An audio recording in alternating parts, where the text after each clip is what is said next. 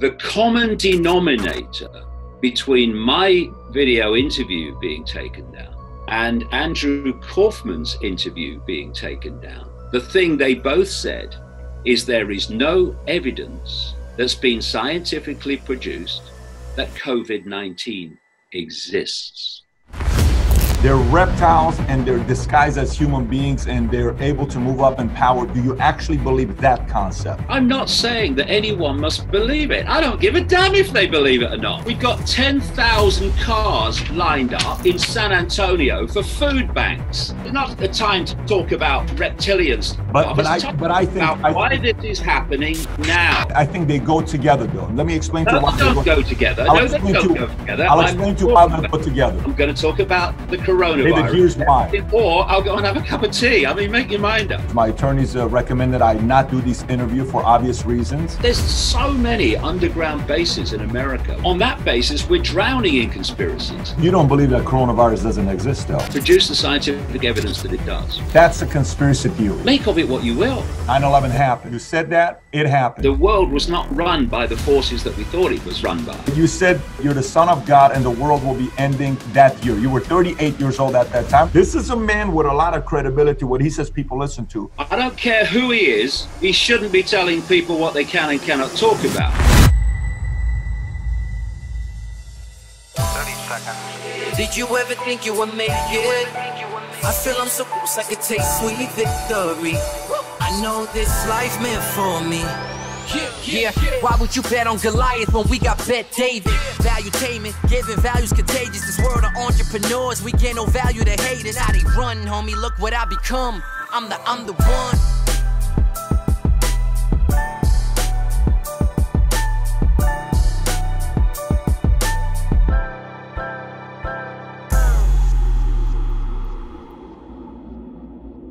So look, the one thing we all know is all of us, one way or another, have an element of conspiracy theorists, whatever you want to call it. Some of us think, you know, when you wake up in the morning, you go check the fridge, you wonder why the ice cream is missing. You know, we had a full cheesecake. How come it's not here?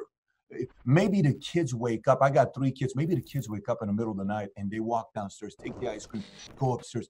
I think it's a conspiracy. Maybe that's why we don't have the ice cream anymore. Some people believe Tupac is alive. Millions believe Elvis is alive. Some people believe 9/11 was an inside job, and some people believe coronavirus is not a pandemic. It is a plandemic. But today, my guest takes it to a whole different level. Some call him a conspiracy theorist. Some call him a conspiracy researcher. I'm sure he's going to correct me on that here in a minute. But he's written over 20 books, lectured 25 plus different countries. He's gone up on stage in the most respectable platform, spoken for 10 hours. And he's got a very big fan base, and he's got a very big opposition today because of a recent interview he did with Brian Rose that was taken down on YouTube. And many of you asked for him. Many of you requested for him to come in as a guest. And today, my guest, David Icke. David, thank you for being a guest on Valuetainment. Real pleasure. Thank you. Yeah, I'm a conspiracy researcher. Conspiracy theorist and conspiracy theory were actually brought into widespread use in the modern world by the CIA. In 1967, they put out a document, you can still find it on the internet, to the mainstream media in America, urging them to refer to those that were questioning the Kennedy assassination official story, to refer to them as conspiracy theorists, basically propagating a conspiracy theory. And all these years later, you have the mainstream media all over the world coming out with this conspiracy theorist. It's just a conspiracy theory, with not a clue that the CIA was responsible for putting that into widespread use, just a form of discrediting people. See, when you think about it, if you look at the dictionary definition of a conspiracy, and you will well know with your background, there are laws against conspiracy. So if they don't exist, well, why have laws against them? But if you look at the dictionary definition of conspiracy, it's just 2 or more people conspiring to bring about a particular end, often illegal. And on that basis, we're drowning in conspiracies. But I'm not seeing conspiracies everywhere. This is the point. I'm seeing one conspiracy with infinite numbers of masks of that same conspiracy. And so one of the things that I'm called is a dot connector, because that's what I do. I connect dots, which on the surface don't appear to connect. But if you go into deeper into the shadows, if you like, deeper into the web, they all connect. And I'm sure we'll get around that to that today. So, you know, before we get into that, I have a little bit more. I want to know you a little bit more, if you don't mind. I want to know more about who David Icke was in high school. If you and I were in high school together, you're 15 years old, 16 years old, we're friends, we're classmates, we play sports. I'm sure we'd have got on very well, by the way. Yeah. Who was David Icke? Who was David Icke in high school? Well, I was born in a place called Leicester in the English Midlands, in what we call in Britain a working class background, which is just basically another way of saying we had no money. And in my early years, I just wanted to be a professional soccer player. That was my focus throughout my childhood. And as a series of strange coincidences, which have been the story of my life, they unfolded. I became a professional footballer. But then at 21, I finished with rheumatoid arthritis, very rare at that age. And one of the other things that I'd loved and been passionate about in my childhood was journalism. And I used to read papers vociferously, even as a kid. So I left football and became a journalist. Started on newspapers, then went into radio, and then I became a national TV presenter, news and sport, mostly sport in the end, with the BBC. And then another series of amazing coincidences, I won't go into it now. I ended up as a national speaker, or national, quote, leader of the British Green Party for a short time, until I had a series of extraordinary, if you like, paranormal experiences, which put me on the journey that I'm still on. This was 30 years ago. And what started to happen in my life in the most extraordinary way, and it's still going on, is that purely by the if you like, the synchronicity of life, I was coming across more and more layers and layers and layers and layers of information. This is from about 1991, that the world was not run by the forces that we thought it was run by. And I started to put together through the books more and more information, dot-connected information about who did run the world, and to what end, to what outcome, to what end game. And for a long time, of course, people saying, "Oh, yeah, load of rubbish, mate." But as the years have passed, more and more that's been in my books back in the 1990s is being read on the television news, never more so than current events, by the way. And so more and more people have gone, hold on a minute, this bloke said this would happen, this bloke said that would happen. And my books are packed with things that have been proved correct. Now, why is that? Not because I've sat in a darkened room pulling it from the ether, but because there is an agenda for the world run by what I call the cult, which operates in every country, just has no borders. And if you can uncover this projected agenda for the world, you can predict the future if nothing intervenes to stop the agenda unfolding. And that's what has been happening. Or I've been predicting the future, and it's turned out to be correct, but only because I've uncovered the projected agenda and nothing yet has intervened to stop it. Now, if you go further back, because this is a long projected agenda for reasons we could maybe get into, you go back to Aldous Huxley with Brave New World, published in 1932. Why was he so incredibly accurate about current events? Why was George Orwell in 1948 with his 1984 so unbelievably accurate with current events? Why is a guy that I've quoted in my books a number of times, a guy called Dr. Richard Day, a big Rockefeller family insider, he spoke to a meeting of pediatricians in Pittsburgh, Pennsylvania in 1969, and shocked them by saying, turn off recording equipment, don't take notes, because I'm going to tell you how the world's going to change. And no one knows why he did it. I'm glad he did. because of the information that he's allowed me to have access to. But what he said in 1969, which is only 20 years after Orwell's 1984, is absolutely extraordinary, not just in theme, but in detail. This guy said in 1969, he described the internet, which was supposedly created in the 80s. He said that one of the plans is we're going to make boys and girls the same, that we are going to inoculate people with diseases, and so on and so forth. And how, and this is just totally in line with the research I've got from all over the world. I've been to 60 countries researching this. He said, we're going to take over with a world government dictating to the whole planet. And the idea that, and what current events are leading us to, it's so fast, is what's been in my books for decades, what I call the Hunger Games society. This is the outcome that they want. And once you know the outcome, you can see the journey. Know the outcome, you'll see the journey. Don't know the outcome, these events that become clear when you know the outcome are just random and bewildering and what's happening.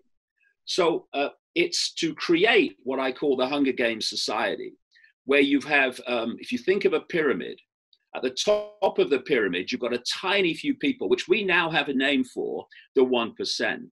And if you look at how a handful of people now have the same wealth as the poorest half of the population, you can see the 1% ain't kidding.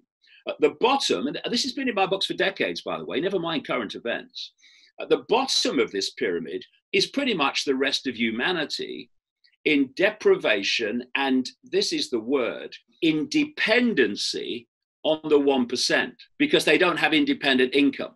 Amazing, I'm saying this in current events, this has been in my books for a long, long time. And between the 1% and the rest of the population pretty much is designed to be, again, as I've been saying for decades, a vicious police military state to impose the will of the 1% upon the population and to stop the population rebelling against the 1%. And just to finish the point, this pyramid structure, the Hunger Games society, again, has been saying it for so long, is designed to be run not by elected politicians, but by technocrats. It's called a technocracy, which is defined as a society run by bureaucrats, experts, engineers, scientists, and not elected people. Silicon Valley getting more and more control of world events, witness Bill Gates in relation to current events, is all part of this technocracy unfolding. And key to it is that this society is run by artificial intelligence. And you've got people like Ray Kurzweil, another technocrat, an executive of Google, who has openly said that around the year 2030, a year that comes up from so many different directions, in so many different areas of subject, that by 2030, humans will start to have their brains connected to AI. And in his own words, and I'm summarizing, once that connection's made, more and more thinking will be done by AI until human thinking as we currently know it is basically negligible. Now, if you look at that, mate, and then you look at the consequences of current events, then you can see that that Hunger Games society is vastly closer now than it was only weeks ago when this whole virus hysteria began. David, I want to go to that part and spend majority of time talking about that. A couple things I do want to do is, obviously, I spoke to my attorneys. My attorneys recommended I not do this interview for obvious reasons. And attorneys are there to say no, especially media attorneys, in my experience. Oh, you don't need to tell me that. I mean, I've had plenty of feuds with attorneys, and plenty of times I wasted money with attorneys. I wish if you can listen to the conversations I've had with attorneys, that could be a whole episode by itself. But to manage expectations, I listen to your stuff, and the way I work with a lot of theories or conspiracies or any of that stuff, for somebody that grew up in Iran and the revolution, I'm a revolution baby, and they didn't want to talk about the influence of Jimmy Carter with the Iran, Kissinger. I don't need to go into the whole thing. You kind of have the history of what happened in Iran. Yeah. And CIA 30 years later comes out with Argo and says, yes, this was kind of taking place. Here's kind of what was going on. And they use the movie to tell us the story. So I'm not the one that says there isn't some weight behind what's being said. But I'm also not the one that says 100%, oh my gosh, just makes sense. I watch a video, I'm good. I'm the one that wants to go do research. So to manage expectation, I want to share with everybody what are some things you've said in the past, and then what are some things we're going to talk about here today. And I'd like to ask you about some conspiracies, and then we go into 5G, coronavirus, and we can talk about that as well. Okay. For the majority part of this entire thing. All right. Now, you know, you've said a lot of things that have come true, and you've said some things that haven't come true. For example, this is what you said that did come true. You said in January 1999, between 2000 and 2002, the United States will suffer a major attack on a large city. 9/11 happened. You said that, it happened. That gives some credibility to say, how could somebody like you get something like that right? Now, at the same time, you said the world will end in 1997. And by the way, you can correct me and go through all of these. Also, you said on a show with Terry Wogan back on April 29, 1991, which, by the way, I believe that's also your birthday, April 29th. I don't know if you knew that was the day of your birthday. No, I didn't actually, no. You were on him on April 29th, was your birthday. That was the day it aired, by the way, FYI. And he had you there. You had your turquoise outfit. I kind of like your second outfit more with the all black when you were there on 2006, I believe. All right. But you said the challenge started off with you're the son of God and the world will be ending that year. You were 38 years old at that time. And I've made some comments myself, and I've evolved and I've changed, and I've, got a lot more things that I have improved in my views. You've also talked heavily about I'm Assyrian, so Babylonian and Assyrian, they're very close to each other. And so you've also talked about the reptilian, leaders in the world, whether it's the Clintons, whether it's the Obamas, whether it's all that other stuff. And there's 12 million people that believe in that theory. So you're not alone in that one. There's 4% of America that believes in that. So to put everything here, we also have to know that in the past, you've said some stuff that has thrown people off and some stuff that have not become a reality. I just want to make sure the viewer knows right. that. Okay. Well, let me talk about that. What you're talking about is pre 1992 and since. And since 1992, my books have been phenomenally accurate. This is why vast numbers of people are looking at my stuff now. Because I've been so accurate year on year on year with events. But of course, what I've been uncovering is the same conspiracy, the same agenda that Aldous Huxley was talking about and Orwell was talking about. Same thing. I'm just a modern day version of uncovering it, and uncovering it on a greater scale. So let's go back before 1992, and let's just very quickly look at what happened to me and why all that Wogan stuff happened. I was a journalist with the BBC. I was a national spokesman for the British Green Party. And then during 1989, I had a gathering strange experience happening to me. I'm working for the BBC. I'm a national spokesman for the Green Party. But when I was in a room alone, it felt like I wasn't alone, like there was like a presence there, something I'd not experienced before. And through 1989, this presence got stronger and stronger and stronger until I sat on a bed in an empty hotel room in early 1990, actually March 1990. And I said out into the room, if there's something there, would you please contact me? Because you're driving me up the bloody wall. And a few days later, I was in a news shop, sells newspapers and gifts and tourist stuff. And long story short, I felt myself. It was what I know it was now is I was surrounded by an electromagnetic field, and it felt really strange. It felt like my feet were being pulled magnetically to the ground. And what passed through my mind, it wasn't a voice, it was a very strong thought. It said, go and look at the books on the far side. Now, I knew this news shop, and I knew that the books were all romantic novels, not my scene. You'd sell them to the tourists. I live at the seaside place. So I walk over bewildered, thinking, what the hell is going on? And I saw a book in among the novels, and it was a book called Mind to Mind by a lady called Betty Shine. And I was attracted to it because it was different to the others. And I turned it over, and in the blurb, I saw that this was a book, almost a biography by a professional psychic in England, which I had never heard of at the time, called Betty Shine. So very quickly, I read the blurb, and I thought, I wonder if she, I don't know if she was a psychic before in my life, wonder if she would be able to pick up what I'm feeling around me for the last year. So I went to see her, and my football career had finished with arthritis, and what I told her was, because she did the hands-on healing, which is just an exchange of energy. I told her, maybe your hands-on healing will help. I didn't tell her anything else because I didn't want to, put anything into her mind. And I went there, and I'm sitting on the bench. She's hands-on healing me left knee. And I felt like a spider's web on my face, just like, again, what I know now, it was an electromagnetic field. And made my face tingle. But I didn't know that at the time. It's all new to me. And I sat there, felt this on my face, and I thought, that's what she said in her book, that when other levels of reality are trying to lock into you, you sometimes feel like the spider's web on your face. Said nothing to her. 10 or 15 seconds later, she launches her head back and says, my God, this is powerful. I'm going to have to close my eyes for this one. And she then starts to tell me, I'm just a bloke. I work for the BBC, mate. I'm just sitting there. And she starts telling me she's seeing a figure in her mind. And this figure wants to communicate with me.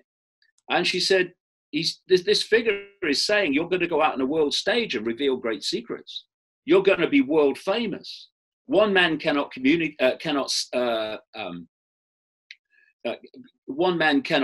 basically save the world, but one man or change the world. But one man can communicate the message that can change the world. That was one of the things that came out. And I'm sitting there thinking, what? And that I was going to be led to knowledge. And at other times, knowledge would be put directly in my mind. So I'm thinking, all right, yeah, okay. So I leave, and my life immediately became this extraordinary synchronistic journey of people, documents, books, personal experiences that were giving me puzzle pieces almost in the order that was easiest to see how they fitted. And this has gone on now for 30 years. Now, coming around to that whole Wogan thing, in this period, I had this overwhelming desire out of nowhere to go to Peru. What? I've seen Peru play at the Football World Cup a few times, but Peru? Well, what do you feel to go to Peru for? Anyway, I go purely on instinct, purely on intuition. Amazing things happen, which I cover in my books. But anyway, I end up at a place called Siustani, which is an Inca site, just, 20 minutes, 25 minutes drive from Puno on Lake Titicaca, the highest navigable lake in the world, they say. And the reason I went to Siustani is because a Peruvian guide who was going around Peru with me, he booked us into this hotel in Puno called the Siustani. There's pictures of this place all over the bloody hotel. And when I was looking at these pictures, something was saying, go, you must go, you must go. So I organized a taxi bus to go the next day. And it was a beautiful place with all Inca, they say Inca, it's probably older, sites all on the hill. And I walked around for about an hour, and it was lovely, but there was the urge I felt to go there was not matched by the experience. So I get back in the taxi bus thing with the driver and the guide, and we start driving back. And no more than 3 or 4 minutes down the road, I'm kind of daydreaming out of the vehicle, and I was looking at this hill, and as I'm looking at it, all I can hear in my mind is, come to me, come to me, come to me. And I'm like, Ike, you lost it, son. That hill's talking to you. What? So anyway, I just said to the people, can you stop the vehicle? I'm going up that hill. So I walk up, not knowing what the heck is going on. And I get up to the top, but there's these kind of stones there.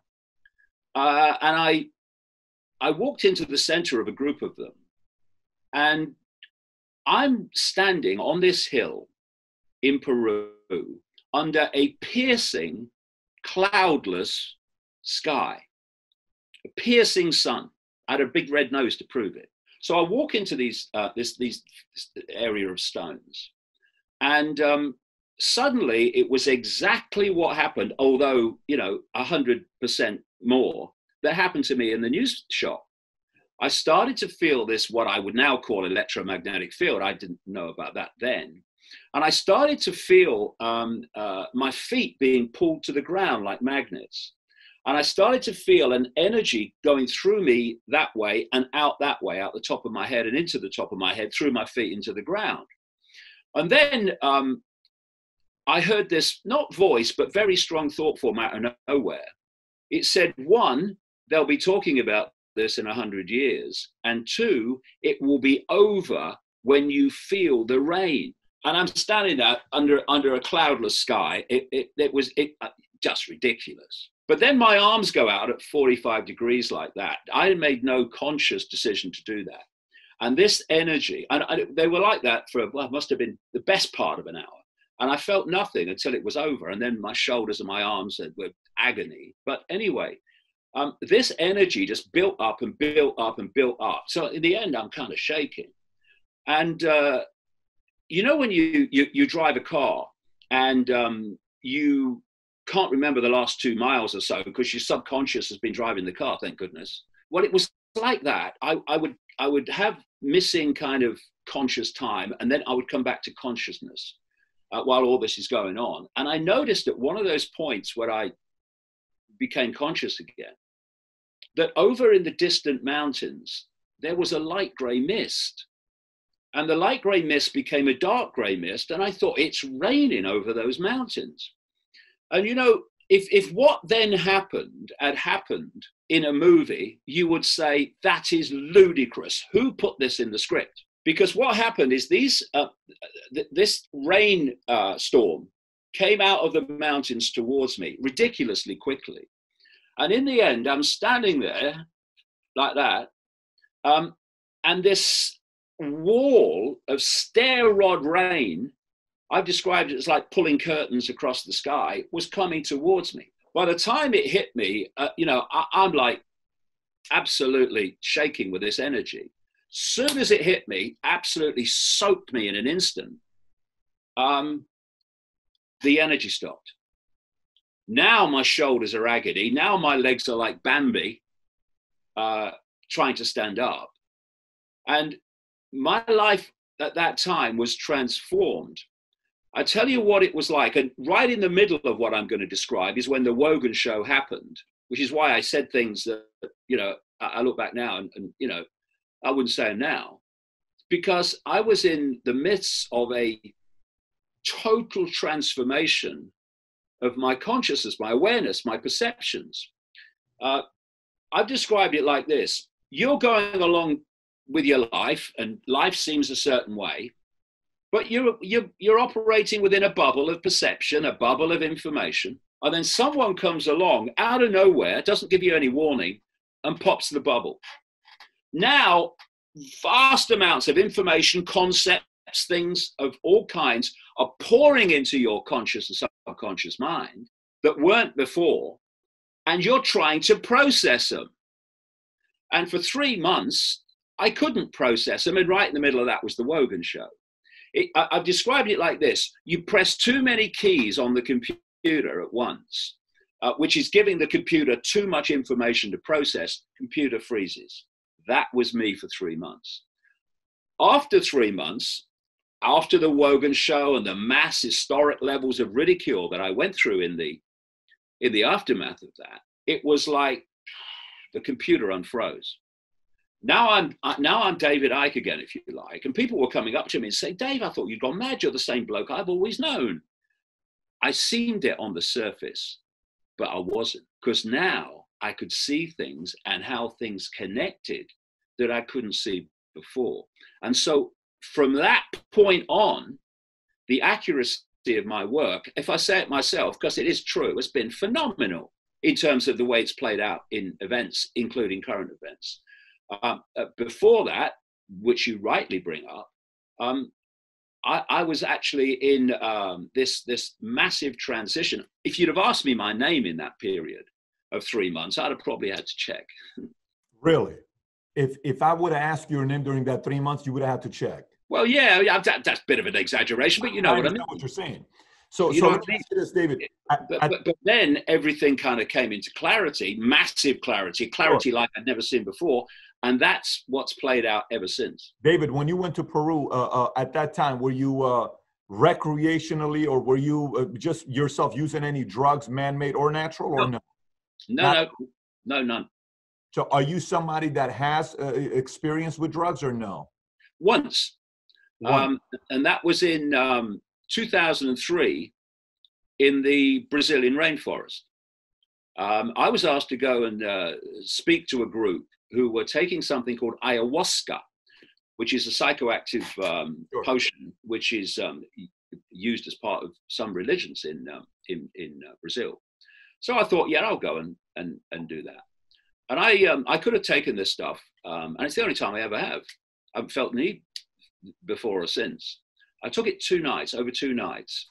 I could have taken it 4 times. What I got out of the 2 nights was absolutely phenomenal, especially the second one. When you take this stuff, it tastes a bit like licorice. For about an hour, it's kind of metabolizing, and then it hits you. And what happens is when you close your eyes, you're in a completely different state of awareness. When you open your eyes, you are back in this awareness. The thing is, your eyes don't want to stay open. And for 5 hours, this very powerful voice took a female form, as powerful and loud as mine is now, gave me chapter and verse on the illusory nature of what we call physical reality. How the physical is an illusion, and what this really is a holographic illusion of physicality, and so much else that I was told. And it was all about the nature of reality itself. And to understand world events, you have to understand the basics of reality, because this cult knows that. It wants to keep it from us, and the secret societies and the satanic groups are there to isolate that knowledge about reality in their hands and to keep it from us. So I came back to Britain after that, and I started, because I had, amazing as it may sound, I had instant recall of the whole 5 hours of information. And so I came back and I started investigating mainstream science and all the different disciplines to see if this stuff would stand up. And what I found was that much of mainstream science, not least quantum physics, already knows that physicality is an illusion. But because the different disciplines of what we call mainstream science don't talk to each other, indeed often compete with each other, it means that the dots have not been connected to show that actually this absolutely stands up. What's happened since I started writing about this in the early 2000s is that more and more mainstream scientists are starting to come out and say the same. I was writing that this reality is holographic, digital holograms. That's what this physicality is. And then you had a guy like Rich Terrell, who's a computer scientist at NASA. And he came out a few years ago and said he'd concluded that our reality is a digital hologram. It's what I'd said years before in my books. And what we're seeing now is more and more mainstream scientists who are coming out and saying, actually, physicality is holographic. And this was given to me in this ayahuasca experience back in 2003. But apart from that, I've not taken any drugs, don't feel the need to. Are you somebody that believes in psychics, and would you consider yourself a pretty superstitious guy? No, not superstitious at all. That's all, all this superstition and all this stuff. It's dead simple. It's dead simple. I just explain how reality works. If you said to people, when you look through your eyes, can you see everything that exists in the space you're looking at? What they're going to say? They're going to say yes, but they can't. What we call the world is a ridiculously narrow band of frequency called visible light and the electromagnetic spectrum. And according to mainstream science, the electromagnetic spectrum and visible light, which is the only world reality that we can see, is a smear of the electromagnetic spectrum. Mainstream science says that spectrum, never mind visible light, represents about 0.005% of what exists in the universe. And some say it's a bit more, but not much. So we don't live in a world. We live in a band of frequency, which our body-brain, if you like, decoding system can decode into a reality, a holographic reality. And therefore, infinity exists outside this narrow band of frequency, but we can't see it, just as when you're tuned to a radio station or a television station, you only experience that frequency, that station, that reality. What happens when you switch the zapper is you switch to a different, if you like, frequency, and you get a different reality instantly. We call them different channels. Now, these different realities operate in different bands of frequency. And just like radio frequencies, etc., these bands of frequency, as long as they're not too close on the dial to each other when you get interference, they can share the same space without being affecting all the others. And each one not even being aware that all the others exist. So we are basically experiencing a holographic television channel, which we call the world. And outside of that are all the other realities of infinite reality.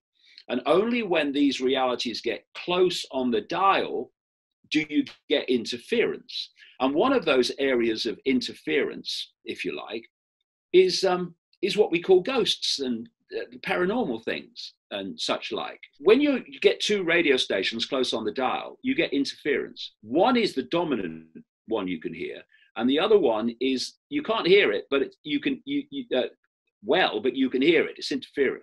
Well, in a visual form, that's what a ghost is. It's operating on a level of frequency that's not spot on the one that we are experiencing. Thus, it doesn't look solid like it would if it was on our frequency, but it's interfering enough that you can see it, especially if you're sensitive. And this is sensitive in terms of frequencies. So this is why someone will stand in a room with someone and they'll say, "There's a ghost over there." And the other person will say, don't be a prat. I can't see anything. Be different sensitivities. Now, what psychics are doing, and when we talk about psychics and mediums, you've got to make sure you've got a good one, because there's lots of people out there claiming to be aren't, but you get a good one. How do you know the difference? They can expand their frequency range that they can connect with beyond the normal range of human frequency. And they can tap in to frequencies that are outside of the normal human range. And you can pick up information from outside there that's not available here. I've had experiences over the years of phenomenal amounts of information that you can pick up if you expand your awareness beyond the tiny band of frequency that we have. When I started out after that big Wogan experience, and not really the Wogan experience, that's just part of it, the blow your mind experience. When I started out then uncovering things, what would happen is that I would look at information received, and then I would come to conclusions. very soon after that, as my consciousness expanded, and I'm not sitting here cross-legged on a mountain like a guru, I'm the guru, my consciousness expanded.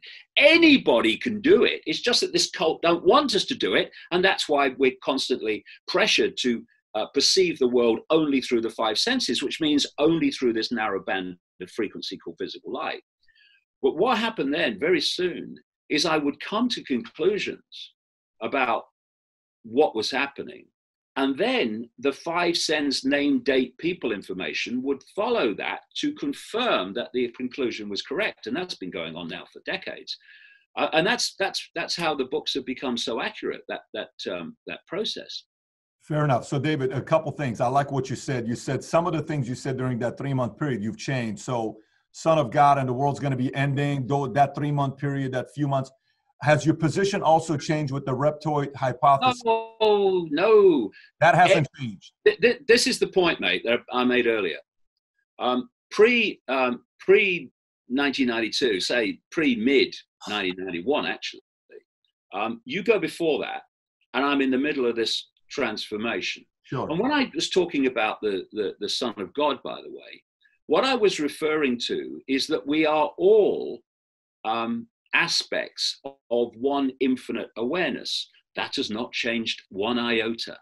We are points of attention within the same infinite state of awareness, and that individuality that we experience is our individual point of attention.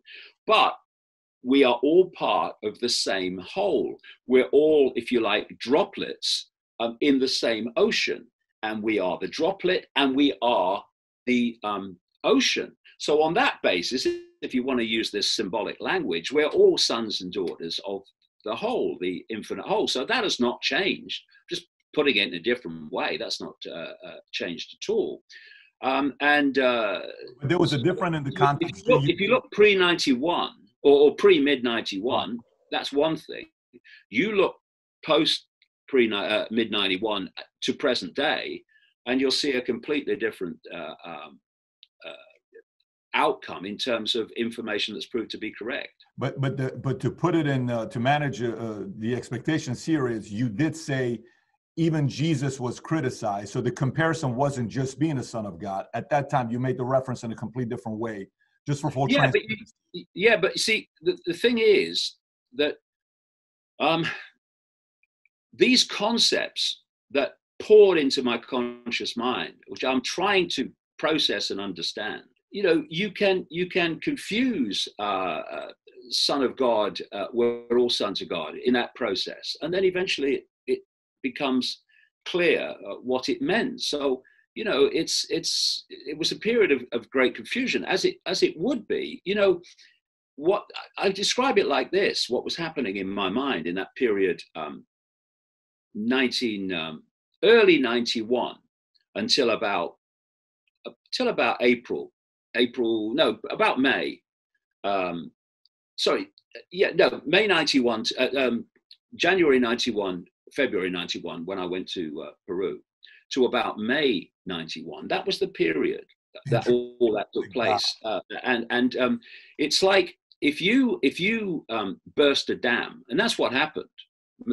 My consciousness opened up to another level, and you burst a dam, and the water cascades out, and it's going all over the place, and then it finds balance in the new situation.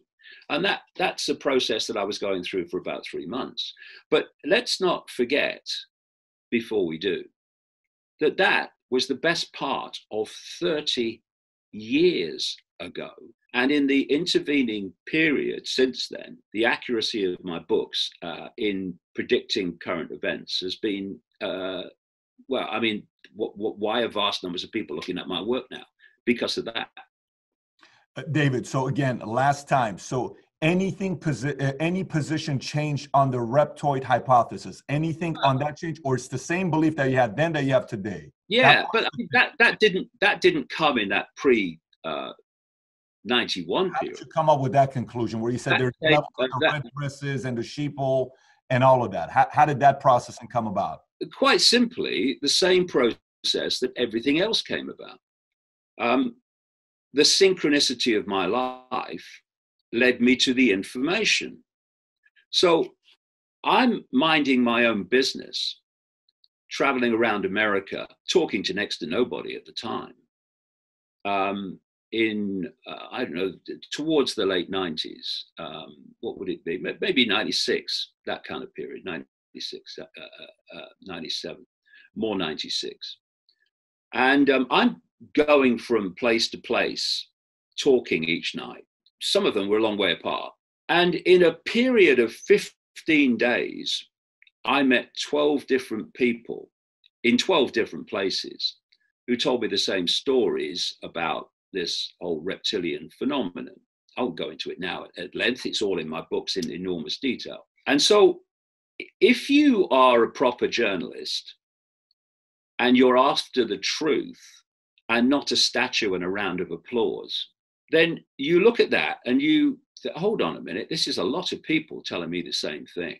And this is what my life has been like since that mind-blowing experience. This is just how it is, synchronicity. A new subject will come into my life and suddenly information on it's coming from all angles wherever I bloody go. And then you start to expand this, you get more and more information. And I have this process when I'm researching of what I call the back burner. So when something comes up, and when this whole reptilian thing comes up, I mean, you know, you don't just say, oh, right, it's the reptilians, because this lady told me. You don't do that. You put it on the back burner and you see if more information is going to come and more information is going to come. And it did over and over years. For instance, a man who's only just died actually at the age of 98, a man in South Africa. He was a high Zulu shaman and the official historian of the Zulu nation, a man called Credo Mutwa. And I met him, and he didn't know anything about what I was writing about. And he started talking about something called the Chitahuri. And I said, what's the Chitahuri? And he told me all the stories and legends of Zulu lore about a reptilian race that's manipulating human society outside of human visual acuity for reasons I've explained. And then you start looking at other cultures, other belief systems, other legends in various different cultures. And you start to realize there is a massive common theme among all of them. And that is, whether you call it reptilian or not, it doesn't really matter. There is a common theme, which is there is a force which is outside human sight, is not human, which is manipulating human society via a network within human society. And if you go into the inner core of the most exclusive secret societies, why are they secret societies? To keep secrets from the rest of the population. You find that this non-human force is actually what these people are worshipping. You go back a long period and you see the ancients were worshipping the gods, and people say, oh yeah, well they were just ancient and primitive. This cult is doing the same now, and they're the same gods. So if you look at Christianity, that it talks about the demons. It talks about the fallen angels. You look at the Zulu culture, they talk about the Chitahuri. You look at the Gnostic belief system, they talk about the archons. In Islam, they have the concept of the jinn. And wherever you go, I talk to people from the Aboriginal culture in Australia. They have the same belief that there's a non-human force manipulating human society. So you have this common theme. And it's something that is becoming more and more perceived by more and more people, because it starts to make sense of the world and where the world's being taken. So this is where it all kind of comes from. And people say, well, why don't we see them? Well, why can't you see other realities outside of visible light? Because that's where this force operates from. And what it needs is a force within this visible light frequency through which it can manipulate human society. And that's this this cult and all these this network of secret societies and which are manipulating world events. I don't think there's any question that these secret societies exist, and we're going to talk about that. But okay. You actually believe reptiles are disguised? They can disguise as human beings? Like, do you really believe that concept? Because we know there's powerful people, but the concept of they're reptiles and they're disguised as human beings and they're able to move up in power. Do you actually believe that concept? Well, you see, I mentioned earlier that to understand what is going on, we have to have some understanding of the nature of reality. Because if we don't, we will, quite understandably, dismiss things that are happening, but we can't perceive how they could happen. Example, you believe the world is actually solid. Our bodies are solid, that wall is solid and not a holographic, illusory, physical. Then if the world is solid, then people moving between different, if you like, shapes, what they call shape-shifting, is impossible. Utterly impossible. Of course it is. You can't shapeshift solidity. It's ridiculous. But if you believe the world is solid, immediately you hear some of the things that I say, they're immediately dismissed. Not possible. Well, hold on. If you look at computers and the technological Wi-Fi world we live in now, what you're looking at is a technological reality that mimics real reality, our experienced reality, and how we create it. So you've got a Wi-Fi field. Okay, where is it? Where's the Wi-Fi field? Point it out to me. Well, I can't because you can't see it, right? Now, if you didn't know about computers, and I said to you, there is a field of information that we're living in, like a sea, people would say, well, where is it? I can't see it. Therefore, it can't exist. But because people know about computers, you say, you know, there's a field of information and you can decode. Oh, yeah, I know about that. Wi-Fi, that's right. And the only difference between that's rubbish, mate, and, oh, yeah, I know about that, is knowledge. Knowledge of what you are experiencing and what you're talking about in terms of reality. So what does the computer do? You've got a Wi-Fi field full of information in the form of radiation, basically. And the computer decodes it onto the screen. And you say to people, and it decodes it onto the screen, by the way, on the basis of the information you put in to decode onto the screen what you choose to decode. You say to people, tell me about the internet. And they say, oh, yeah, well, it's pictures and graphics and text and all that stuff and websites. Yes, it is, but only on the screen. On the screen is the only place the internet exists in that form. Everywhere else, it's electronic codes and Wi-Fi. We decode reality in exactly the same way.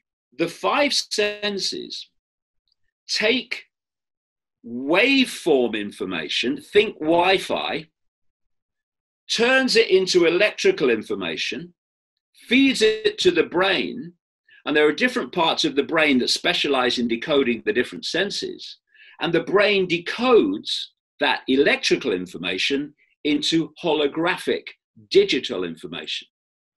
And that is what we experience as the world around us. It's not around us, it's inside us, all of us. Just as the internet is inside this computer, and we look at it from afar. So say you're tasting something. You don't taste it with the tongue. You taste it via the tongue, which sends electrical information representing the taste frequency to the brain, which decodes it, and then it becomes yummy or that's horrible. There are now pain relief techniques used in hospitals where they stop the message going from the point of pain to the brain, because if they stop that, the brain cannot decode the message and you can't feel pain. Take the hearing senses. What's passing between us and what passes between all of us when we're communicating are not words. They're wave field, frequency fields generated by the vocal cords. And these are picked up by the ears that turn them into electrical information, feed it to the brain, and only when the brain decodes it do you hear words. I'll give you an example. Does a falling tree make a noise? Well, only if you hear it. And what I mean by that is, if a tree falls, what it's doing, it's an electromagnetic field, and it is causing a disturbance in the wider electromagnetic field as it moves. If there's no one there to decode that disturbance, then a falling tree doesn't make a noise. If there is someone there, they pick up that disturbance with the ears, that electromagnetic disturbance, and they decode it into the sound of a tree falling. It's all an illusion. And this is what they don't want us to know, because they know it is, and they're manipulating the illusion to control human beings. But to do that, they've got to keep from us that it is an illusion. This is why all the world event stuff that I have exposed over the years has always been alongside the nature of reality stuff. So the human body is a field of information, and we are decoding these fields. Think of Wi-Fi field. Think of the body as a Wi-Fi field of information. We decode the body into holographic reality. The body actually only exists in our decoded senses, in the form that we see it. In its other form, it's an electromagnetic field of information. So it's not solid. It's holographic and it's malleable. So I'm looking at someone and they have a human electromagnetic field of information. So what I'm decoding into holographic reality in my head is a human being. These cult bloodlines that I expose have a dual field, a hybrid field. These are what we're talking about here. They're the biblical Nephilim. That's what we're talking about. The sons of God who interbred with the daughters of men, that's what we're talking about. But the Bible calls the Nephilim. So there is a dominant field in the dual field. Say it's human, it is most of the time. So I will look at someone, anyone looks at them, and they decode the human field. And what this is a human. But when there's a shift from the human field to the non-human field, the observer then starts decoding the non-human field. And to the observer who can see apparent solidity, someone has moved from a solid body of human to a solid body that's not human and back again. But that's not what's happened, because there is no solidity. It's decoding into a holographic form, decoding into another holographic form, decoding into the original holographic form. And this is what we call shape-shifting. But if you don't know that, then of course you're going to dismiss the very idea as impossible if you think the world is solid. It's not. The cult knows it. He doesn't want us to know it. You ever personally witness any shape-shifting? I've seen eyes change. Yes, I've seen eyes change to reptilian. Yes. But the point is that I'm not a kamikaze pilot. I'm just interested in the truth. And I will pursue the truth no matter what ridicule and stuff. I mean, it's meaningless to me. Okay. So I'm after the truth. But I have talked to so many people all around the world who've experienced this. You then go back and you look at historical records and cultural records, and they're describing the same phenomenon. What is your format? Like for me, I was a stockbroker, so you know what it is when you're like, you cannot make any kind of predictions. I guarantee this thing can give you 24%. The word guarantee cannot be used as a financial advisor, et cetera, et cetera. What is your form of looking at something and saying shape-shifting has to have happened, even though I've never witnessed it? I saw eyes shifting, but I've never seen it. Do your brain, I'm just curious to know how you process it. Do you go to say, I give it 70% credibility that it exists, I give it 20%, or do you say no, shape-shifting 100%? And if yes, based on what? 100%. 100%, David. After 30 years of accumulating the information. But you've never seen it, though. You've never personally seen it. I have seen eyes change from human to reptilian. That's a shapeshift. And I've talked to endless people in every other culture. Now, here's the point. Look at the information. What am I not saying here? What am I not saying? I'm not saying that anyone must believe it. I don't give a damn if they believe it or not. That's their right. That's their choice. That's their uniqueness. What I'm saying is, here is a vast body of information that I put together, and a vast amount in my earlier books on this subject. Make of it what you will. That's what I'm saying. I'm not saying you've got to believe it. I get that has to be your choice based on what you make of the information. That's all it is. It's a very persuasive thing to say because, when you say, I'm not saying you have to believe it, that is a form of getting me to want to believe it more because it's not being forced, it's by choice.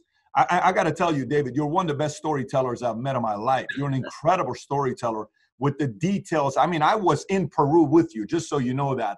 I was in that cabin. I saw the mountain. I was there with you. I don't know a lot of people that tell stories as good as you do, and I'm in the world of storytelling.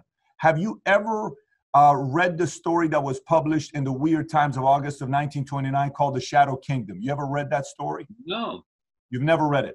No. Have you ever seen the movie of 5 Million Years to Earth, a 50s movie? You've never seen it? No. Okay, interesting. Okay, that's good. So let's set that part aside. So let's go away from our reptilian shape-shifting friends, and let's go to the next topic. David, right. Would you mind if I give you a conspiracy theory, and in less than 5 seconds, you say there is some truth to it, there is no truth to it, or I don't care, like it's not something I'm interested in. Is that fair with you? That's fair. Let's just play a game here. Okay, here we go. Tupac is still alive. Say again? Tupac is still alive. I don't get that. That's okay. He's a rapper. So that means you don't know. He's a rapper. Oh, there you go. No problem. Elvis is still alive. I doubt it. Okay. It don't matter to me. JFK assassination was an inside job. Oh, 100%. All right, next. Obama birther. He's hit in the forehead by a bullet shot from behind him. What did it do? U-turns. Obama birther that Trump presented saying Obama wasn't born in the U.S., he was born in Kenya. Absolutely open to that. That's correct. But again, that's okay. A past story, and I've left that behind. Flat Earth theory. The Earth is holographic, and if you if you look at holograms that we buy in the shops, how are they made? They're made by creating a flat interference pattern of literally frequencies on a print, and then those frequencies, which represent the object being photographed, are then hit by a laser, which turns that flat frequency interference pattern representation of the object, it turns it into the object in 3 dimensions, right? So because the world is holographic, the foundation of everything is kind of flat, but in its holographic state, is absolutely not flat. So I don't believe the Earth is flat in the way that we experience it at all. But like all holograms, they are projections from a flat surface. And what we're seeing in science now is more and more scientists coming out and saying they do believe that the basis of the universe is actually flat, and it becomes a holographic 3-dimensional representation. When that's exactly what I've been saying for years. How about the Bigfoot? There's a lot of Bigfoot sightings in Washington State. There's a lot of things in the world that we don't know about, and that could be one of them. It could not. But in the end, what you're looking at is data. What I mean by that is not theories. You're looking at data. So if you meet one person and they say, "Oh, I've seen a Bigfoot," oh, okay, that's interesting, but it goes no further. But when you've got 100 people or whatever seeing a Bigfoot, as they claim, in the same area, now you've got the data. There's a bloody good chance something's going on here. So that's how you work. Next one. It's going to get better, by the way. Next one is Denver International Airport went $2 billion over budget. Rumor has it Illuminati built an underground headquarters there. I would say that was 100%. When I came accurate. Yeah, when I came into America for the first time to talk on these subjects. It was 1997, something like that. No, 96. The first airport I flew into to get off a plane was Denver. And I went to a conference in Denver where some of the people were talking about Denver Airport. That was their specialization. And I found Denver Airport a very weird place with its gargoyles and its Freemasonic presentations and stuff that you get, and these weird, bloody murals of horrible things. What's that doing in an airport? So I do think that there's something underneath Denver Airport. There's a lot of, there's so many underground bases in America, what they call DUMB, deep underground military bases. The places they're scattered all over America, these things. And that's where the real deal goes on. And the technology that is developed there is vastly ahead of whatever we see in the public arena. Volcano in Yellowstone, Wyoming, that if it erupts, it could wipe out the entire U.S. No idea. No. Okay, no idea. UFO, do aliens exist? 100%. Look at the night sky. Look at the night sky. What? Are you having a laugh? Oh no, you know that compared with the perceived size of the universe, planet Earth is the equivalent of a billionth of a pinhead. Right? Yeah, that sounds good to me. We're on a billionth of a pinhead, and life as we know it only exists there. And elsewhere? Oh no, you're mad. Of course it exists. It's just a case of what is it, whether it's benevolent or malevolent, and it'll be a mixture of all of them. The idea that we're alone is, well, I mean, they call me mad. Is military and the government experimenting and researching aliens at Area 51? Well, not just Area 51, in general. And what's happened in the last, 6, 7, 8 months is it's been appearing on things like the Tucker Carlson show on Fox. I think Tucker Carlson, I can't stand Fox, by the way. I can't stand CNN, I can't stand MSNBC or any of them. I can't stand the BBC. But as a journalist who's willing to ask questions the others aren't, and make points the others aren't, then I've got a lot of respect for Tucker Carlson. And he's had people on his show talking about the fact that and they've had to admit it, that the Pentagon has radar pictures taken by its pilots of craft that are doing things that no technology that we know in the human visual arena could possibly do. And of course, it's all classified and stuff. So there's two levels of knowledge, you see. This cult operates, if I just explain this, it might make a lot of sense to people, not least of current events. The world is manipulated by a web, and think of a web, a spider's web, and at the center of the web, you've got the spider. That spider is the non-human force. Around the spider, in the strands immediately around the spider, are the most exclusive secret societies, and people in them you probably never have heard of. They're the people really running this cult from the inner sanctum. As you come out from the spider in the web, you're now starting to hit the secret societies we do know about, but we don't know what goes on there. But they'd like us not to, like the Freemasons, and I'm talking the inner core, and the Knights of Malta, the Knights Templar, the inner core of the Jesuit order, all this stuff. And as you come out, eventually you meet what I call the cusp organizations, which sit between the hidden and the seen. These are the Council on Foreign Relations in America, the Trilateral Commission created by the Rockefellers and Zbigniew Brzezinski, Jimmy Carter's former national security advisor, and the Bilderberg Group, created in Europe at the Bilderberg Hotel. These are cusp organizations that sit between the hidden and the seen. And what happens is the agenda for the world comes out from the spider, through the hidden, through the cusp organizations, and into the society, the arena that we see, the public arena. And there we find governments, government agencies, the banking system, all the Silicon Valley corporations, and so on, media ownership.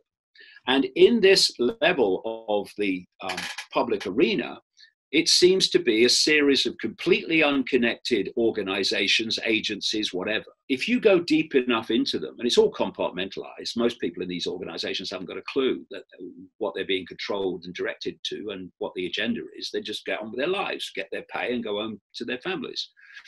But at the inner core of these organizations, they are actually answering to the spider ultimately and are making decisions that reflect that agenda of the spider.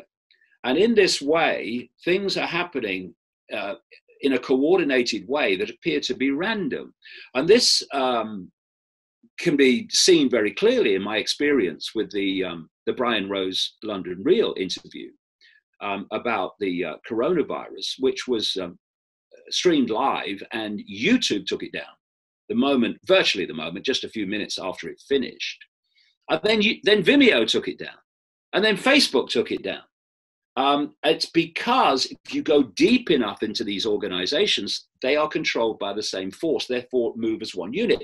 So LinkedIn then trashed and deleted Brian Rose's account for doing that interview, because LinkedIn will ultimately go deep enough, be controlled by the same force that controls all the others. This is how it works. And so each country, and it can be explained very simply this way, the way this cooperates and manipulates globally and could coordinate this coronavirus thing that we're looking at now, current events, is the same as McDonald's, really. McDonald's or any other transnational corporation, I'm just picking McDonald's out of the air, they have a headquarters, say in America, and in each country, they have their subsidiaries. And the subsidiaries operate in line and to the blueprint of the headquarters. And in the same way, this cult has a central point, and it has its sub-operation networks in each country. And their job is to manipulate that country's politics, business, banking, media, in line with the centrally dictated agenda. And that's why, as this virus hysteria came out of China, basically all countries have reacted the same, because they're working to the same script. And this is how the whole thing works.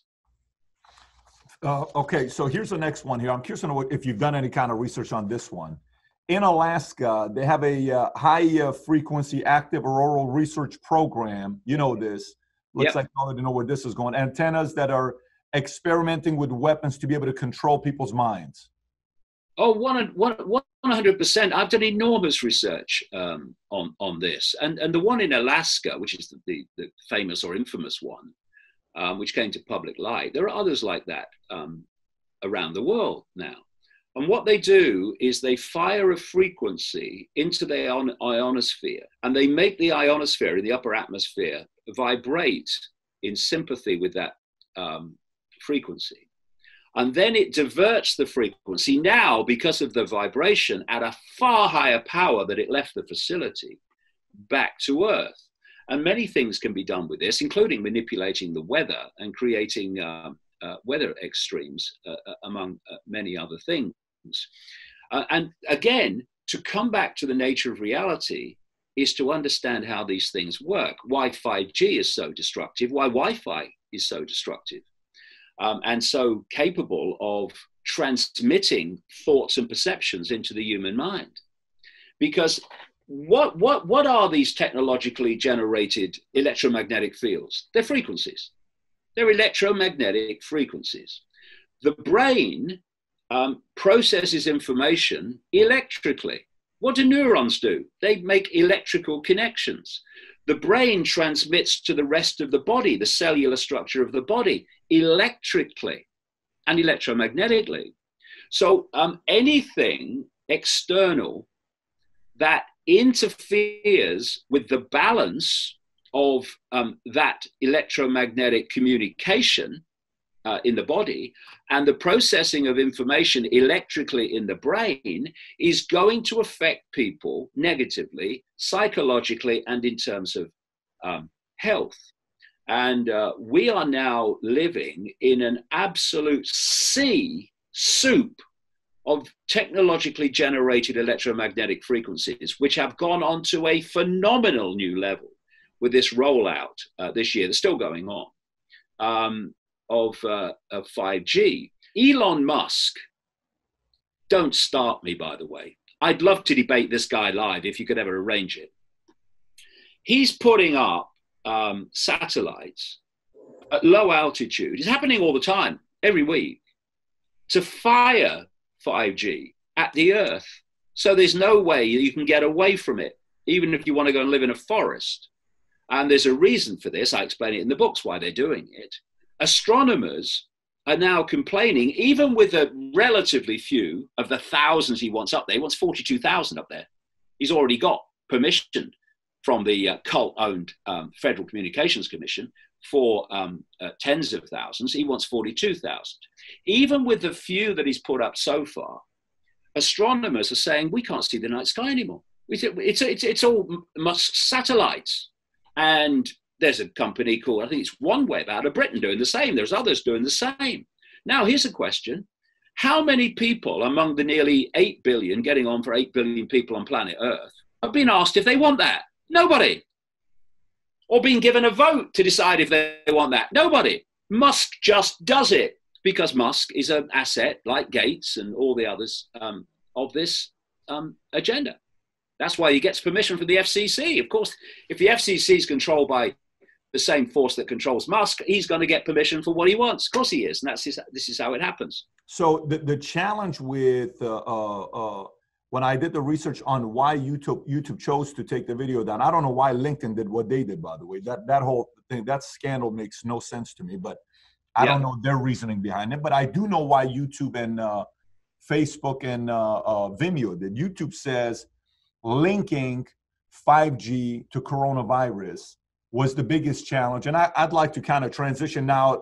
We can go now all 5G coronavirus. Let's talk about those topics now, since you brought up Elon Musk. But we got a lot of, now the viewer kind of has an idea where you stand with different conspiracy theories that people may have, and they can judge for themselves where we can go from here. I just want to make sure the viewer knows that before we go to the next part. The challenge that YouTube had with the interview that he did with Brian Rose is saying that 5G is the reason for coronavirus. And I want to say this to you. I had a guest on, General Spaulding from the Air Force. Okay, Robert Spaulding. He wrote a book called Stealth War. He is not a fan of China. He went and lived in China with his wife and kids to learn about their culture, how it's done, almost like an inside job to report back to U.S. And then years later, he found out what they were all about, went back again. Then eventually he was hired to work directly with the White House as a advisor, as a director. And one time he gave a briefing on what China was really doing, and that got Mitch McConnell upset and Biden upset. Now, you know, both of them have a link to China, Biden with his son, and then you got Mitch McConnell and his wife. His wife's father owns the largest construction company in China. So one is a Republican, one's a Democrat. So Robert Spaulding is not somebody that is a conspiracy researcher, nor is he a pushover, nor is he somebody that bows down to the people of power. This is a very reasonable man. When he says what he says, he has no motives behind it. I called him. We spoke a few days ago. I said, hey, General Spaulding, I'm hearing a lot of stuff that's being said that there is 5G is the reason why coronavirus is spreading. And I kind of gave him the timeline. I said, what do you think about the fact that in 1916, the emergence of radio waves, 1918, Spanish flu outbreak, 2003, 3G was introduced to the world, 2003, SARS outbreak. 2009, 4G was introduced to the world, 2009, swine flu, and now 2009, 2020, 5G is introduced to the world, 2019, 2020, coronavirus. And I said, how much credibility do you give to this? This is a man with a lot of credibility. What he says people listen to. He said 0. That's a conspiracy theory. It has nothing to do with that. And those who are talking about it shouldn't be talking about it. Now, that's one part. I'm going to turn it over to you. Let me say the other part. Let me say the other part. I'll turn it over. Let me just make this one point very quickly. I don't care who he is. He shouldn't be telling people what they can and cannot talk about. No, he didn't say can and cannot talk about. It's not what he said. Secondly, I'm not saying that the so-called coronavirus is can be put down to 5G. I'm saying it's something that's been taken into the mix for reasons we'll come to. That's a big difference. There's a big difference between saying that, because you know this on Guardian, where Dr. Cohen got up, and Cohen claiming 5G wireless networks are behind the pandemic. This is not Guardian. This is a completely different man that got up and he was presenting. Yeah. And it was shared by Kerry Hilson. You've seen this before. It's not the first time I'm telling you this. It's Michael Gove or Gov, who said that conspiracy theorists of 5G. Brain of Britain is. Brain of Britain, Michael Gove. Yeah. In his own mind. Yeah. So again, that part, to say that's the part that's getting people to be a little bit where they're now tearing down the towers. And you never want to use a platform like this to get people to take measures to different levels where people are getting hurt and they're breaking laws. And I fully understand that part. My question to you is, when you say, go ahead. What is the credibility? Where does your credibility come to say something like that, where the viewer can say, this makes sense? Credibility. Right. Well, let me just tell you a story. The London Real interview, which was 2.5 hours long, and I covered an enormous amount of it, and 5G of things, and 5G was a relatively small part of it, was taken down. And the idea was it was taken down because I said 5G had to be brought into the mix of current events. Then my son Jamie did an interview with an American doctor called Andrew Kaufman, operates out of New York State, who's done a tremendous amount of research into this whole coronavirus situation. And they had a chat, and YouTube took it down after it got 300,000 hits. They didn't mention 5G. The common denominator between my video interview being taken down and Andrew Kaufman's interview being taken down, the thing they both said is there is no evidence that's been scientifically produced that COVID-19 exists. That is what they want to shut down, even more than the 5G connection. You don't believe that, though. You don't believe that coronavirus doesn't exist, though. Of course. Well, I'll just say to you, produce the scientific evidence that it does. What I've been doing, because I'm a journalist, not a mainstream media repeater of the official story, is I've been devouring information from doctors, virologists, specialists in places like Germany, Italy, Austria, America, who will never be allowed to get onto the mainstream media because they're challenging and demolishing the official narrative. That's not allowed, because this is not about a free, open debate. It's about selling a lie. Let me tell you a story that comes from these virologists. And in this case, the way I'm starting from the research of Andrew Kaufman, a doctor of medicine who's now specialized in psychiatry in New York State. When people started getting ill in China, the Chinese authorities, and by the way, China is an absolute major global center of this cult, as is America, Israel, Britain, but China's massive. This cult has no borders. It operates across borders. So what they did is they decided pretty much immediately that the reason people were getting ill, and they only did, checked and tested a tiny number of the first nearly 200 that got ill, that it was a bacteria or a virus, and they very quickly settled on a virus. And what they did, and a virus is not what we're told it is either. Anyway, they took fluid from the lungs of a small number of these people that got ill. And they broke down its genetic code, the genetic code of genetic material that was in the lung. And they decided that the cause of the problem was a virus. The problem is they never, and it has never, been isolated to show that that's what is causing this. There was a man in 1890. He was a bacteriologist and physician called Robert Koch. And he developed 4 what became known as Koch postulates, which have been the gold standard for mainstream medicine ever since, of how you prove that an agent is causing a disease. Number 1, all the people that get the disease have to have the same symptoms. Number 2, you have to isolate what you say is the causing agent from all other genetic material. So there's no contamination.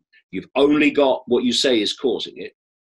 You then inject this into a living host, and the living host has to get the disease you say this stuff is causing. And then you have to take material from that living host, put it into another living host, and they have to get the same disease. At that point, with the Koch postulates, you've got pretty damning evidence that that is causing that. None of those things, not one of those postulates, has been done in relation to COVID-19. What they've got is a genetic material from the lungs of those people. And that genetic material contains a lot of stuff that is actually in vast numbers of people. It's not causing them illness, not making them sick, but it's part of their genetic makeup. And if you test for the genetic material, not COVID-19, they've never isolated it, then you're going to get a lot of positive tests, not for some virus, but for genetic material that's in that code that vast numbers of people have. So what did they do then? The Chinese then started deciding who had the virus. They decided without isolating it and proving it, and who didn't. And so they did this, first of all, on symptoms. And what are the symptoms of coronavirus? Flu-like symptoms, yes, which have a potential large range of causes. Not now. Now, if you had flu-like symptoms in China in that period, you had coronavirus and you had to be isolated, and there was this lockdown. They then start testing. So let's look at the test. The test they're using for coronavirus, they've never isolated it. They're testing for this genetic material. This test is called the RT-PCR test. It was invented by a man called Kerry Mullis in 1984. And he said, this test should not be used to diagnose infectious disease. The man who invented the test. And what are they doing? They're saying we are testing for an infectious disease. The other thing the test can't do, openly admitted, it can't test how much of, quote, virus you have. And as one American medical scientist said in a statement that I have on the website, you have to have, in his words, massive amounts of this stuff to be sick. But the test can't say how much you have, so it's irrelevant. They then start moving out and they prepare us for it. Oh, yes, oh, that Chinese virus, it's coming, oh, yeah. And it starts to move out. Now, I know this from many, many different sources, and some of them, quite a number of them now, more and more of the time, in America and in Britain and other places have gone public on this from the medical profession. They were told that flu-like symptoms must now be designated, diagnosed COVID-19. And as I say, flu-like symptoms can come from a long list of possible causes, including the flu, of which there's a lot around this time of year. So they start diagnosing COVID-19 cases on symptoms, and the numbers start to go up. All say it could be a pandemic. Eventually, the World Health Organization, which is owned by Bill Gates, the second biggest funder only to the United States government of the World Health Organization, Mr. Vaccine, wants to vaccine the world. The front man for the World Health Organization, a guy called Tedros, in other words, Gates' mouthpiece, he says, yes, it's a pandemic. Okay. So then they start introducing this test, this PCR test, and they start testing, but they're not testing for COVID-19. It's never been isolated. They're testing for the genetic material. And lots of people have it, so lots of people test positive. Problem is that while they're doing this, they don't have enough dead people. So they can't produce the fact that this is a deadly virus from the number of people who are dying. So what has happened, and I'll give you an amazing piece of supporting evidence here in a sec. The medical profession were told by the hierarchy, think cult subdivisions in each country, that if someone tests, this is happening all over, by the way, country after country, if someone tests positive for COVID-19, and anyone now who goes in a hospital or is treated, you fall down the bloody stairs and go to hospital, they test you for COVID-19, the genetic material, not COVID-19. They've never isolated. If someone has tested positive for COVID-19, then if they die, then that has to go on the death certificate, COVID-19. And so you having people, and loved ones and families have complained about this, as well as some doctors. Some doctors have come out and said, we're being told to put COVID-19 on the death certificate when they haven't died from it. Some loved ones have said that, their loved one died of cancer, but COVID-19 went on the death certificate. And if you notice, this is a common theme. You see it in the media all the time. The same phrase. You see it from politicians, same phrase. And these medical advisors are all connected to Gates, by the way. Yours in America around Trump and ours in Britain around Boris Johnson.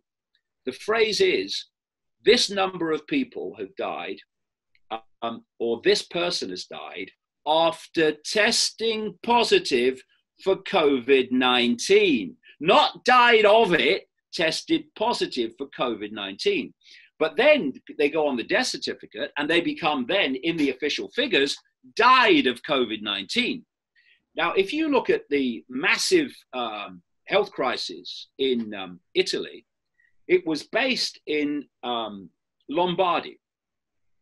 Lombardy in northern Italy is infamous for having diabolical polluted air, just like China and Wuhan.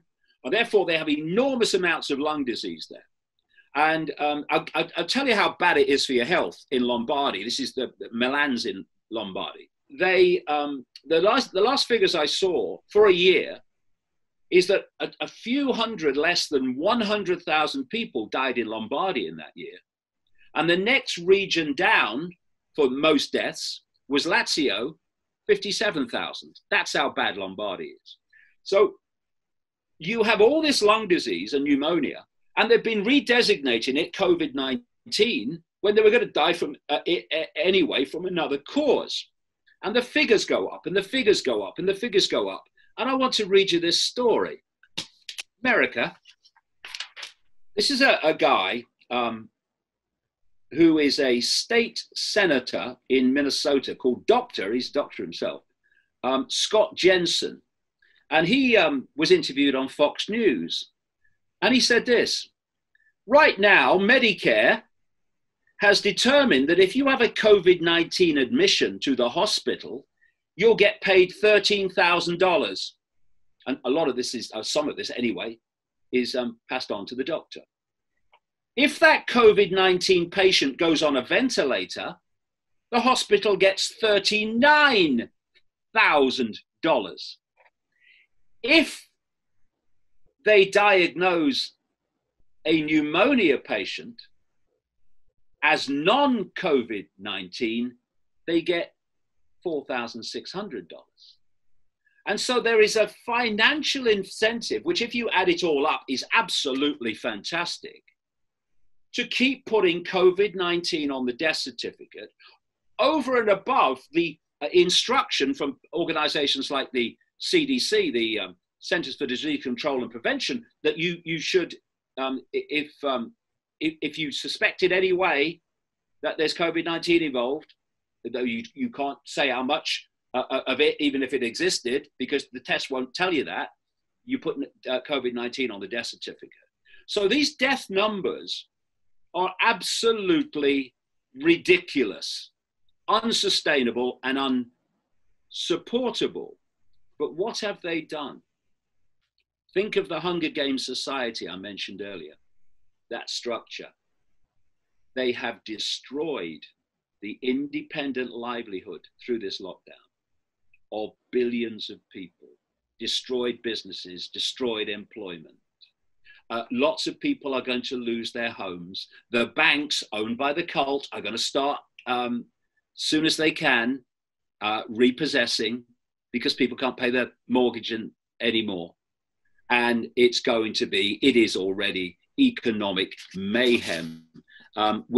This is absolutely the Hunger Games society. Long bread lines form outside of food banks as America struggles to cope with COVID-19 fallout. At least 10,000 cars line up in an orderly fashion in San Antonio, all full of hungry, increasingly desperate people. Thousands already arrived the night before just to get the chance to eat. We just can't feed this many, the CEO of the local food bank said about Texans that had descended upon the place. It's a scene playing out across the country. 1,300 cars swamped the drive-through Greater Pittsburgh food bank. And this is exactly what's been in my books for years and years and years, that they were going to create some kind of major incident that led to the demolition of independent livelihood, so this Hunger Games society would be created in a very short time. And that's what we're looking at. And you see, if they released a virus, if they release, say, a bioweapon, some people claim, out of this Wuhan lab, then you lose control of it. You don't know what it's going to do. It's got to kill a lot of the people you don't want to kill. And people would be dead in the streets. But if you invent a virus and you control the perception of it by controlling the way that it is administered and registered in death certificates, you can decide when the numbers of perceived dead go up and when it starts to fall. And then, and watch for this, mate, after a respite, you can then have a second and third wave, and those waves will come just before the vaccine is ready that Gates has funded. And we should ask ourselves what will be in that vaccine. So, David, you covered 50 items. So I have to go back. I have to go back and unpack some of these things here, because there were a lot of statements were made. And let me go through, and then you'll have your time to respond, just like I gave it to you. One, you said coronavirus, COVID-19 is not real. That's one. Okay. So then from there, you said that the CDC and the World Health Organization, who the number 2 largest funder is Bill Gates after US, depending if US pulls out, then it's a different story. And you know, Trump and Tedros are having issues. And we know Tedros is very good friends with China. That's something that everybody knows, the pictures, the relationship, things change when they were part of it. Everyone knows that. None of that is private. But if this was something that they wanted to spread to make it real, he would have called it a pandemic sooner rather than later, because the criticism CDC gets and the World Health Organization is getting from Trump today is for not saying it earlier that is a pandemic, rather later, which is a big criticism that Trump's given him. So let's put that aside. Now, as far as Gates goes with vaccine and his comments about depopulation or reducing population growth that he made to Dr. I think Guptal from CNN back in 2011, February, when they did that interview, fine. Let's just say there's an element of reducing population growth, and we can put some weight behind that because, yes, Gates is Mr. Pandemic 2015. He gave a talk at TED Talk, and he's projecting and predicting TED Talk. Fine, we can give some of that credibility to that. But then you're taking some of the stories and you're linking it together to give it more credibility, to connecting the dots. That loses a little bit of credibility. Here's why. Let me say why. This is why. If they're getting paid $39,000, the hospitals, if a person dies from COVID-19 versus the number you gave of $4,900. Not if they die, if they're diagnosed. If they have the ventilator. Yeah, if they're diagnosed, they get $39,000, and they don't, they get $4,900. From the senator you talked about, who's also a doctor. Okay, let's just say that that's the case. And let's just say in Italy, all of those people that died, you know, and they're putting it in that, hey, he died from coronavirus, but he had pneumonia or other issues. Fine. This is the part that I don't give that part of the story a lot of credibility, is because if all of these nurses and doctors and people who are on the inside that are helping out, and if it's all being fabricated and it's non-existent, 100% someone's going to be a whistleblower. 100% someone's going to come out. We have them.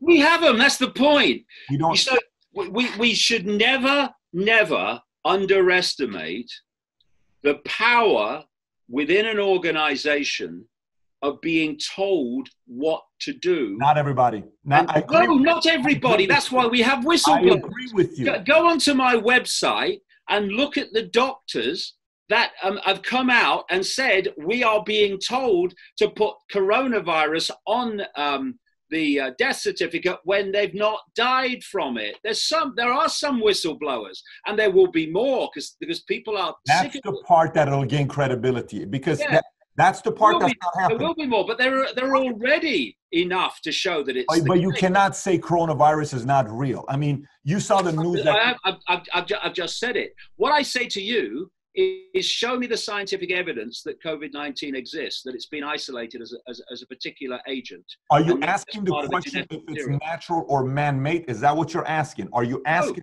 No. You're simply saying they are testing for a genetic code. Yeah. Not a virus. I mean, I've got statements here from medical professionals and people like a medical scientist in America who calls the test a Mickey Mouse test that's not testing for COVID-19. Sure. That's fine. And that was said some 2 or 3 weeks ago. Now more and more people are saying, well, it's not testing for COVID-19. I'll tell you another story. And you can go onto my website and... we'll put the link below, by the way. We'll put the link below. Everybody can go see it. DavidIcke.com, yeah. Go to the website and you'll see a video by a New York intensive care doctor. And he's named there. And he did this video in desperation because he was saying we were told to get ready to treat an infectious disease called COVID-19. He says on the video, that's not what we're seeing. We're not seeing an infectious disease, COVID-19. What we're seeing, he said, in the worst of the patients, because the vast majority have no symptoms. Why? Because there's no virus. What he's seeing, he said, are lungs he's never seen before. And the only way the lungs could have got into that state, in his analogies, is from someone in an aircraft at 30,000 feet, which went into depressurization and the oxygen sucked away. Or another analogy of his, someone was plonked on the top of Everest without any acclimatization and by definition, no oxygen. That's the state of their lungs. Their lungs are suffering from oxygen deprivation. I'm not, saying, oh yeah, this, that, and the other, but I will say this. And this is admitted, by the way, by the telecommunications industry. At 60 gigahertz, 5G millimeter waves interact with oxygen molecules in a way that affects the oxygen. An offshoot of that at 60 gigahertz is that the human body and blood cannot absorb oxygen. And if you're hit by 60 gigahertz, those are the lungs that you would have. So it's about looking at the evidence and seeing how the dots connect and not getting anything off the table. And so we should. I don't mind doing that, but to say it from a level of certainty, David, you scare a lot of people when you say it from a level of certainty. I understand there being a level of doubt because think about it. You know who Li Wenliang is, right? You know Li Wenliang. Li Wenliang. He's the gentleman that was the doctor, the 37-year-old doctor that was a whistleblower in China at Wuhan, who came out and said this virus could spread and this is not a regular virus.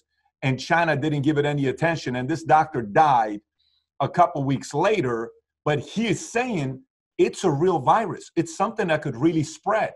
And then yesterday, news breaks out. I don't know if you saw the press conference with President Trump, where another source came out yesterday. Yahoo shared it. Fox shared it. Multiple different platforms around the world have shared it. Sources believe coronavirus originated in Wuhan lab as part of China's effort to compete with the U.S. COVID-19 originated in Wuhan laboratory, not as a bioweapon, but as a part of China's effort to demonstrate that its effort to identify and combat viruses are equal to or greater than the capabilities of United States. Multiple sources who have been briefed on the details of early actions of China's government and seen relevant materials told by Fox News. And then obviously there was an agent who went out, and once he went out and he shared it with people, sources believe that the initial transmission of the virus was bat to human, and that patient zero, who worked at the laboratory, then went into the population in Wuhan, and then it spread. And one thing I will give credibility to is China knows they can't fight with America or other nations purely just as military, but they want to fight it based on biowarfare, chemical, computer and virus dissemination, environmental destruction, drug trafficking. That is their game. Their game is maybe more manipulation. I may give more credence to that, but to say coronavirus is not real, even the people that don't respect the Chinese government, who are doctors in China who died or were killed, said this is a real thing. That's the part where sometimes when I hear that, it makes, when the audience and everybody calls me saying, Pat, what do you think about what this David Icke said? Do you agree with them? I said, there's some stuff that he says true, but some of it is sensationalized and it scares the hell out of people. No, it's not sensationalized at all. You sensationalize stuff if you overcook the pot. What I'm looking at is evidence that's come from virologists and come from doctors and come from specialists around the world who are saying this is not a lethal virus that they are claiming it is, and they've not isolated it, thus they cannot prove it exists. So if something's coming out through government, then I don't care what they say. I've spent 30 years investigating governments, and they are invariably lying to us and want us to believe something because it's taking us off the scent. And in terms of, this is a lethal virus and it could spread. Well, show me that, well, a number of things. Show me the number of bodies, dead bodies, that relate to a lethal virus. You can't, because they're not there. Why are they having to fix the figures? Provable fact, just talk to the medical professionals who've had the guts to come out, to increase the numbers if it's a lethal virus. Why would they do that? Why would they have to do that? Why would they have to give incentives for people to, in hospitals, thousands and thousands of dollars incentives to diagnose COVID-19 if it was a lethal virus and it was all true? Why would they? And if it is see that Wuhan bio lab is a level 4. That's the highest. And if it's a level 4, it's dealing in absolutely lethal bioweapons. Okay. So something was released from there. Where's all the dead people then? You've got to look at the fact. What do you mean? Not I can't connect those dots. look at statements from governments, but to say, does it add up? The numbers do not add up. Tucker Carlson is now, I saw him in the last couple of days, now starting to get it, slowly but surely. The others will never get it. And he started to say, hold on a minute, how lethal is this virus? Because the numbers are coming down and down and down in terms of the percentage of people who are claimed to have died from it, even with all the manipulation. He just went in different places. And we're now closing in on equivalent of flu. And this is something else I want to say about how this has been done. And maybe someone could explain this to me, why they've actually had to do this. One of the key tools that this cult uses, and it's through its gophers, to manipulate events, is computer models. It's computer models that told us that well by now, years ago, the North Pole would have disappeared in the summer. It hasn't. And these projections that have caused these lockdowns, which has caused this economic Armageddon, have been done from computer models, and they've been done through an organization in London called Imperial College, not least a guy called Professor Neil Ferguson. Ferguson and Imperial College are funded or have funding, large funding, from Bill Gates. Then you have this other organization in America called the Johns Hopkins University Medical Operation, which is organizing assimilating all the numbers, which the media are constantly quoting. Something else I could talk about at length, and their connections, not least to people like Gates. And this Ferguson, because you see, when it came to Britain, the Prime Minister, like Trump has pushed back on it to an extent, the Prime Minister, Boris Johnson, clearly did not feel that what has happened needed to happen. He was asked if the professional soccer league should stop, and he said, "Oh, no need for that." It was the soccer league itself that shut the football down in this country, not Johnson. Johnson said there's no need to close the schools. It's all, we'll deal with it. And then Professor Neil Ferguson came out with computer model projections. Wait for this. That up to 500,000 British people could die from this virus. Immediately, of course, you're saying to a prime minister, to be fair, this is how many could die, our projections say so, and you'll be responsible if you don't lock down the country. So immediately there was a big backtrack, and Britain was locked down, and we have, like America, economic Armageddon and human Armageddon. Immediately the lockdown was in place, Ferguson and Imperial College start reeling back and saying, oh no, probably less than 20,000. But the 500,000 has got the lockdown. And computer models are perfect because what comes out as a projection is dictated by what goes in as data. He was the man, by the way, who said that between 1 and 2 million plus people in America could die from this virus. Same guy. And there's a scam going on here.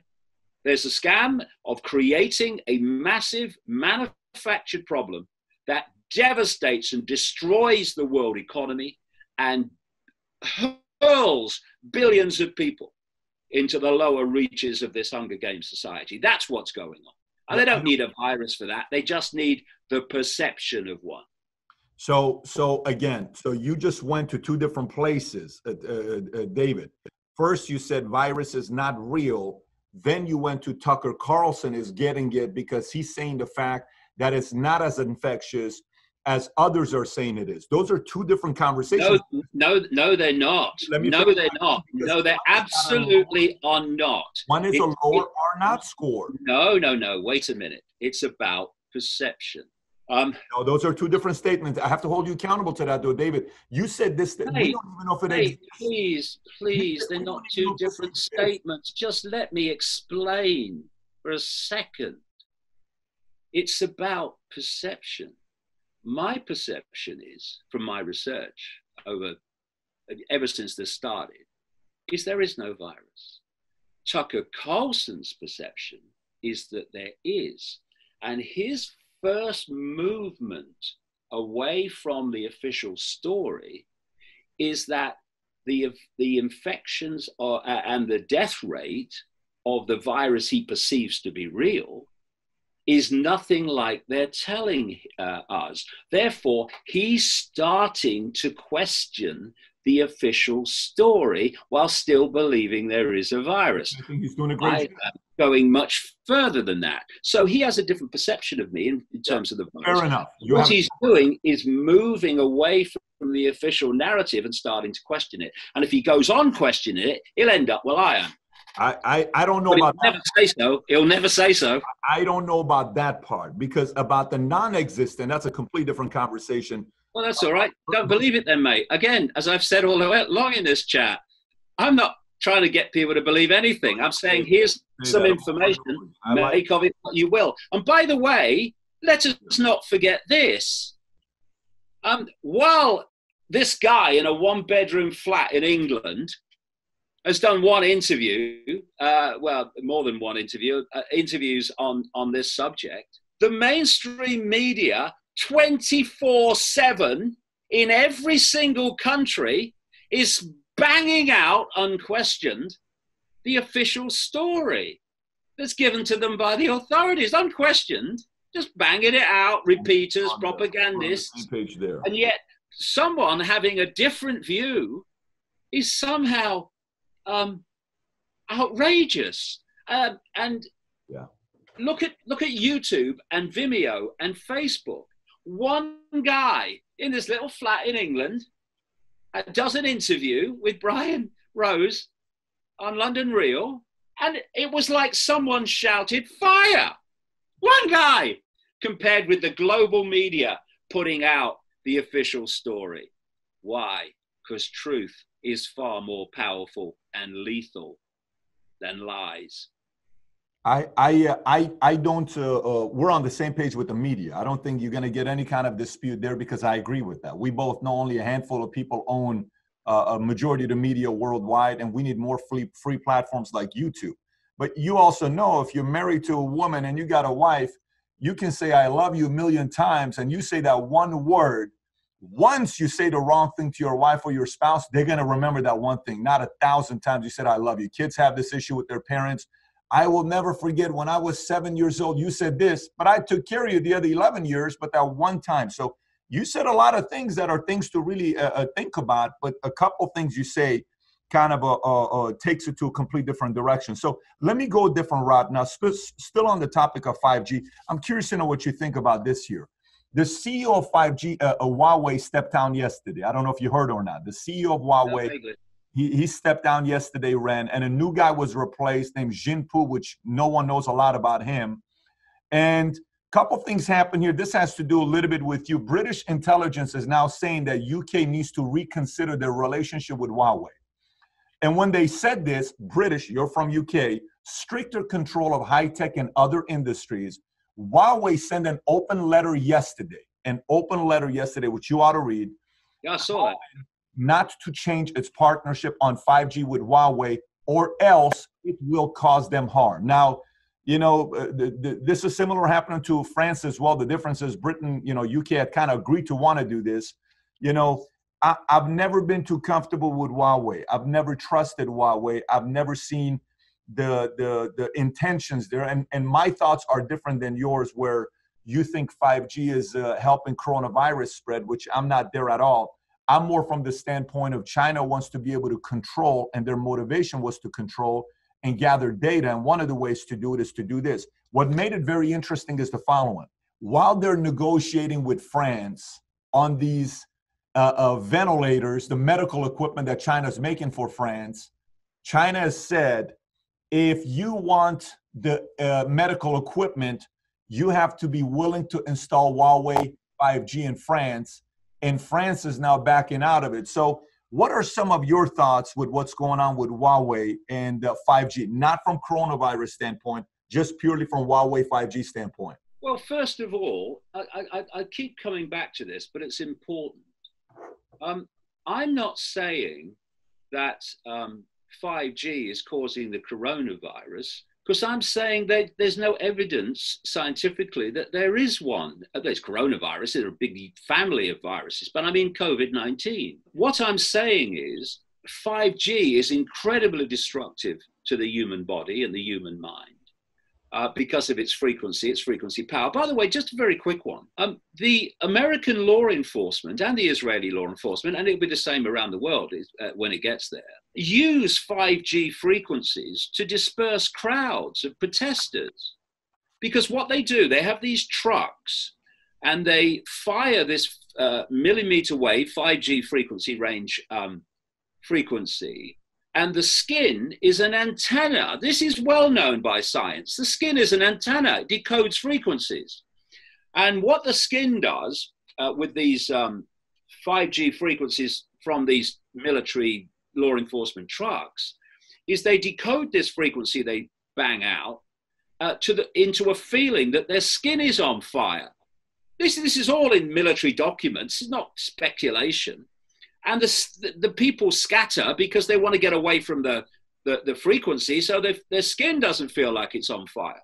So that's one frequency part of the frequency band of 5G. The idea, when the skin and the sweat ducts, scientists have pointed out, are antenna that interact with 5G frequencies, that's not going to be damaging, is insane. And one of the things that 5G does is undermine the immune system. And therefore will open you up to a lot of other things. But what I'm saying about 5G and this alleged virus is that this extreme lung condition that some people seem to be getting, that is equivalent to oxygen deficit. This 60 gigahertz frequency of the 5G range would produce that. That's what I'm saying. My main point is not about 5G. It's about the fact that the virus death rate and case rate is being manipulated by A, the test, and B, the diagnosis of COVID-19 for everything that moves. So, you know, but what is happening? I talked about this smart grid, where everything is connected to a smart web. All your domestic appliances, your smart meters, eventually the human brain connected to AI. It's all connected to this grid called the smart grid. And it's what I've been calling for decades, the technological sub-reality they were in the process of creating. Now they're calling it the smart grid. And we're having smart cities and all this stuff going on. Now for this smart grid to function, it needs at least 5G levels of commutative power. And for the smart grid to encompass the entire planet, there has to be 5G on every inch of the planet. That's why the Musks and people are putting tens of thousands of satellites up, firing 5G at the Earth to cover the entirety of the Earth, because it's part of this technological sub-reality system to be run by the technocrats controlling the Hunger Games society. And you know how many people around the world are sitting at home because their business is considered non-essential, and people who go out are picked up by the police and fined, sometimes even jailed, for being out of their homes at the wrong time or in the wrong place. But what is considered essential business and work is banging out worldwide. And the evidence for this is overwhelming from people who've said, oh, no, another 5G towers are going up around my house. Somebody says it in this country, in that country, in that country. It's overwhelming. And I know because it's happening around me, is that while people are under lockdown, house arrest, and there's no possibility, at least unless people challenge authority, of protest, 5G is being rapidly rolled out all over the Western world and beyond. By the end of this, they will have this 5G communicative system with more and more satellites going up, getting closer and closer to what they want to run this smart grid, which will include controlling the human brain via AI connection. So whether it's Huawei or some other company, in the end, as you go back, you'll find they're controlled by the same force ultimately, which is driving this whole smart grid. And what you get, I said that the cult has no borders, but it wants to maintain an illusion of borders and an illusion of competition, to maintain the illusion that there is no force that's behind all of it. So these things between China and America and all these things, yes, on one level they're happening, but get to the cult level of both countries, they're both on the same team, driving the world in the same direction. And that same team, are you going back to the whole New World Order and Illuminati, all of that when you say the same team? Yeah, they're all names for different aspects of the same web, yes, and different aspects of and specializations within the web. Yes, they're all connected. So who would you say is the most powerful family right now in the world? Any names today that you would say are the most powerful? If you're saying there's somebody behind closed doors that's moving everything like a puppeteer, who are the most powerful people in the world? Well, if you look through the history of this, the Rothschilds have been massively, massively at the heart of this. So have the Rockefellers. But if you go deep, deep, deep into the web to those secret societies around the spider, they won't be on public display, mate. They won't be on public display. And therefore, they're very difficult to identify. But you can identify their outcomes, their agendas as they play out. And because there is an agenda that can be accessed if you work your ass off, then that's why my books have been so accurate, because you expose the agenda, you predict the future. The whole point of my life is to alert enough people of what the agenda is and where it's going for there to be an intervention to stop it. That's the whole point of what I do. I mean, you know, I could do other things with my life, but I get up at 4 or 5 o'clock in the morning, I work all day till I go to bed, and I do that 7 days a week, because I'm just coming up now, you mentioned earlier, April the 29th, to my 68th birthday. You know, another 2 years, I'll be 70. This is not about me, and it's not for me what I do.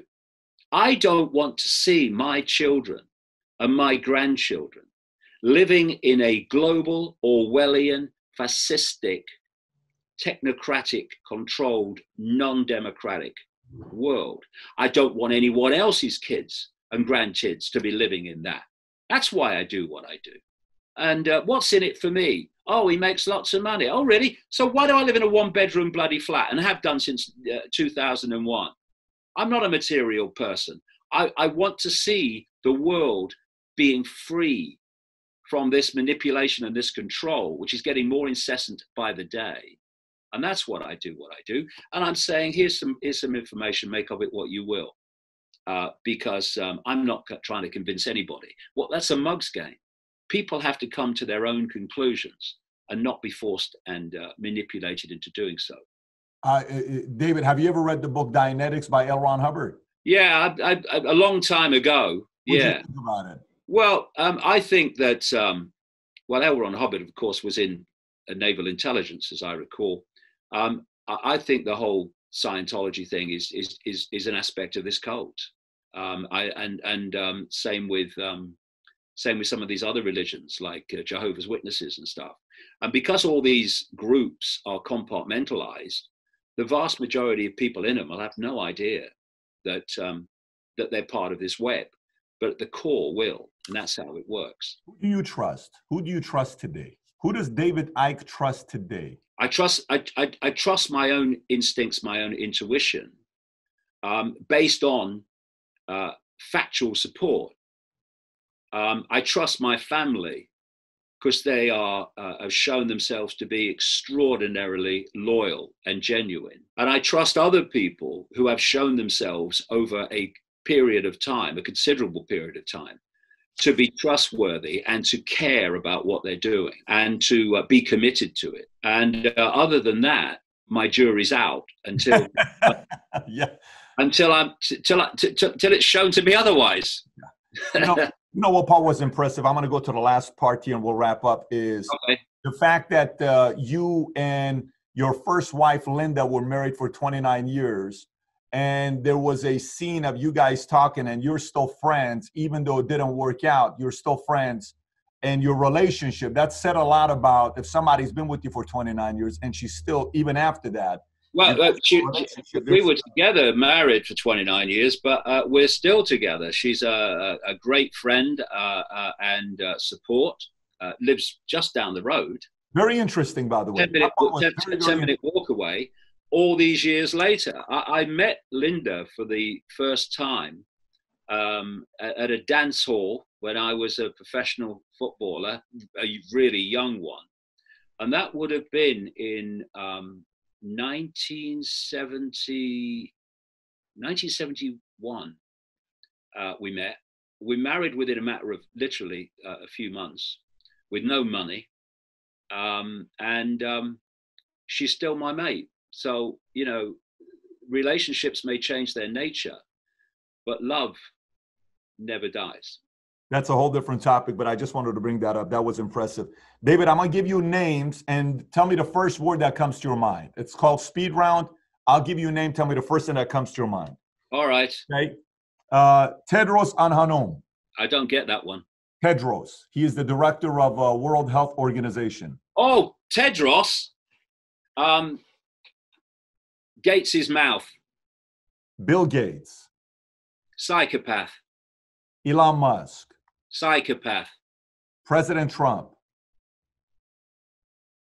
Someone who doesn't really understand what's going on around him, has certain instincts which are pushed back by those around him who are controlling events, and owned 100% by Israel. Boris Johnson. Bewildered, allowed himself to be bounced into this by the dark suits. Winston Churchill. Not what he appeared to be. Xi Jinping. Who's that? Xi Jinping, the leader of China. Oh, the present guy. Yes. A cult operative to his DNA. Anthony Fauci.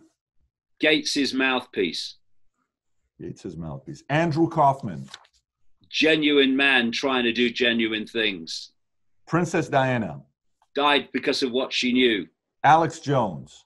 Someone who's done his best for a long time to alert a lot of people. Don't agree with everything he says, don't agree with everything he does. But he's made a contribution to a lot of people waking up. Queen Elizabeth. Bloodline of the cult. And the idea that we have a head of state chosen by bloodline in 2020 is hysterically ludicrous. John Robinson. Who's that? Okay, it's fine. John Lear. Read a lot of his stuff a long time ago. I think he knows a lot about hidden technology and all that side of things. But it was back in the 90s I read his stuff. Gary Allen. Jerry Allen? Gary Allen. Gary Allen. Oh, Gary Allen. Oh, yeah. I read his books a long time ago. And I think he had a lot of correct things to say. Richard Hoagland. Richard Hoagland. Yes. He's the space NASA man. I've not heard about Richard for a long time and what's happened to him. But yeah, he's got some interesting things to say. Don't agree with all of them. Jim Marrs. Lovely guy. A good old boy who saw that the world was not like he was told it was, and did a lot of great work from the Kennedy assassination onwards. Stephen Greer. Wouldn't trust him to tell me the time in a room full of clocks. Wow. Bob Hope. If people knew the real Bob Hope, they would be staggered. Involved in mind control programs and abuse of women. Kissinger. One of the most evil people ever to have drawn breath in my lifetime on this planet. David Icke, thank you for being you and telling us your story and spending nearly 3 hours with us. Some of the topics a little bit uncomfortable, but you were willing to talk about it, and I appreciate you doing that. And we're going to put the links below of everybody that can go to your website for the stories that you were talking about. If you could kindly send us the specific links, we'll send them there. And again, appreciate you for taking time to come in and being a guest on Valuetainment. Been a real pleasure, mate. It's been a real hoot. Thank you very much. See ya. Take care. Bye-bye. This interview almost didn't happen, but it happened because we got thousands of comments and messages from people saying, Patrick, can you get him on? And we were. I want to hear your thoughts, by the way, on what you took away from this. Obviously, at this point, many comments have been going on. How much of what he says do you agree with? How much of it are you neutral? How much of it do you say, I just don't believe any of that? Comment below. And if you enjoyed this video, I have 2 other videos I want you to watch. This is an interview I did with an economist that we talked about the link with what's going on in the economy with Daniel DiMartino Booth, which is an incredible video. Click on this one here. And that's another video I did with somebody who lived in China for nearly 2 decades, Gordon Chang, as a lawyer who gave a complete different perspective on China. Having said that, if you haven't subscribed to the channel, please do so. Thanks for watching, everybody. Take care. Bye-bye.